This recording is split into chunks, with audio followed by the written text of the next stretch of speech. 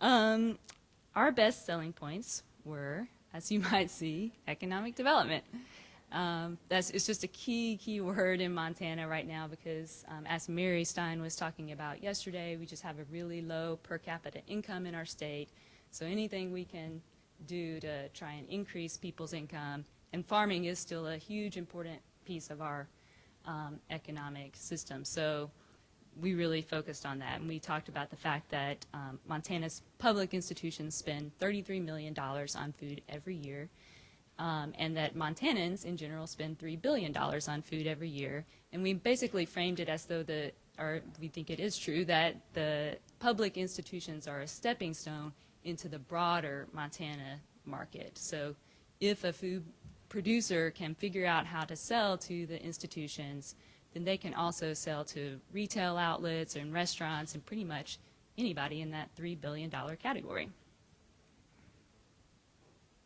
Oh, and also the institutional bill was just one out of 4 bills that we passed successfully over the past few years, and for all of those we say things like Montana food for Montanans, it just makes sense. So in 2005 is when we found the most pushback, and the primary problem with that was that we had proposed this 10% preference, and most states have these penalties that are called reciprocal preferences, so that if we had passed the 10% preference, then say Idaho, if a Montana wheat producer had gone to bid on something in Idaho, Idaho would have tacked 10% onto their bid. So would have penalized our own food producers. And these are actually, the reciprocal preferences is kind of a new thing that's started in about 2003, I believe, and now it's around 35 states have reciprocal preferences, so it is a valid concern.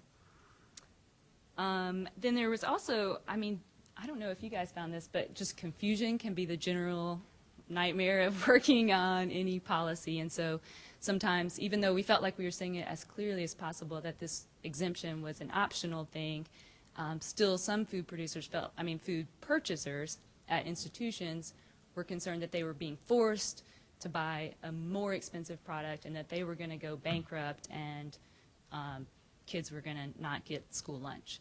So we had to just work on an individual basis to work with any person who had concerns to help explain that that would not be the case in this law. Then there's also concerns about losing federal funding or violating interstate commerce laws, and we just worked with legal counsel on clarifying that that was not, in actuality, a valid concern. So some of the kind of the summary of why I think that we were able to have this success in 2007 is that we definitely worked to be nonpartisan, which was just essential because our legislature has been pretty much split 50-50 for the last several years. So it's actually harder. That actually was a big challenge, was to come across as nonpartisan and to be truly nonpartisan. Again, the concrete examples through Food Corps were really helpful. It just really helped people to get excited that this really actually might happen. We might actually be able to do some of this local food purchasing. Also, because we failed in 2005, we had time to really do our homework and to spend 2 years doing the research.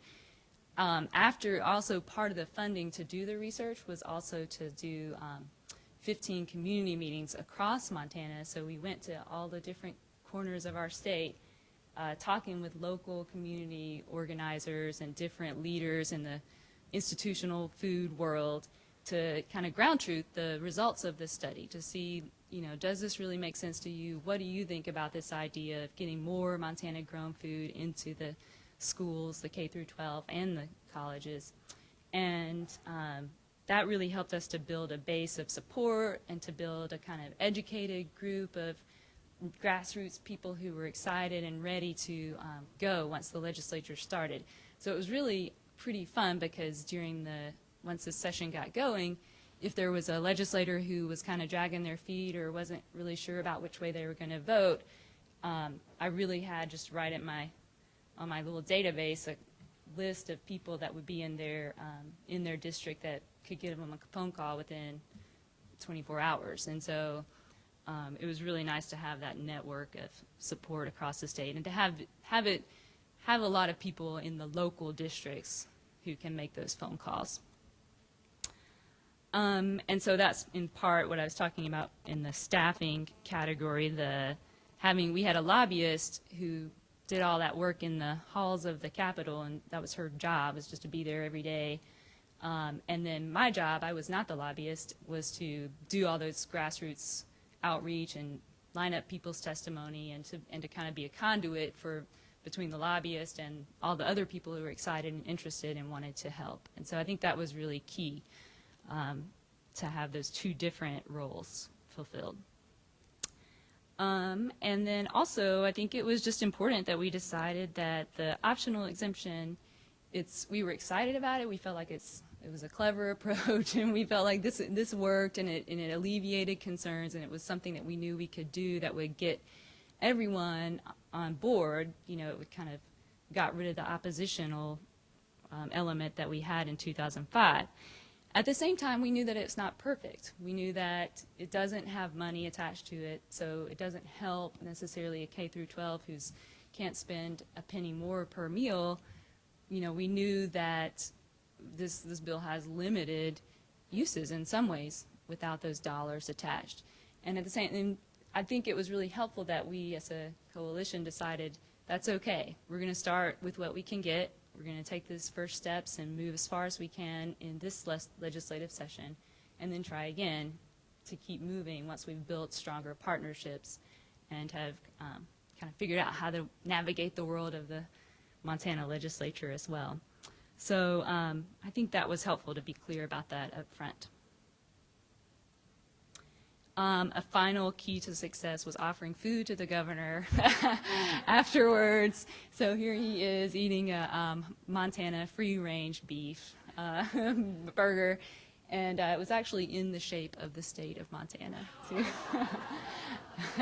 And these are some of our key legislators who were, in fact, of course, very, very supportive, and we couldn't have done it without them, for sure.